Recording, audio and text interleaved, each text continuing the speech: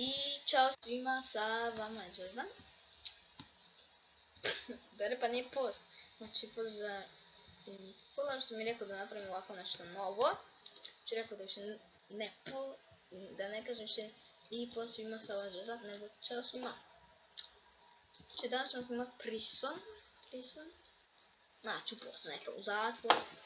Šta da se radi, opljačku jednu banku i odmah me strpali u zatvor. Pa već kakvi profesionalci.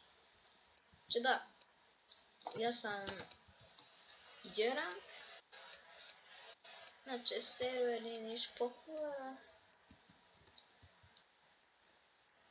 Da znate. Znači trebamo se zahvaliti na 20 subscribera na 4 AQT kanalu. Znači wow. Znači ja sam ovdje popravljam Efficiency 3 Stone Pickaxe. Znači mnogo sporo, brate, znači na živac. Tako. Znači izvinjam se zbog frame dropova. Znači vam neće smetat. 20k. Znači ovo neće ništa biti posebno. Znači da vam kažem samo, uskoro će biti neki možda raid na nekom serveru balkanskom, tako da znate. Inače, mogu bi nekog da mi napravi intro, pošto onda ću napraviti Sony Vegas, pa da stavim taj intro na početku.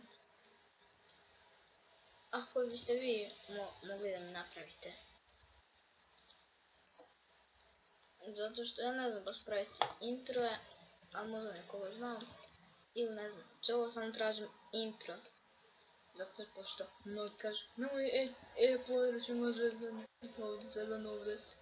Tako. Znači, molim samo da mi napravite intro. Da mogu lakše snimati. Brat, idem opet.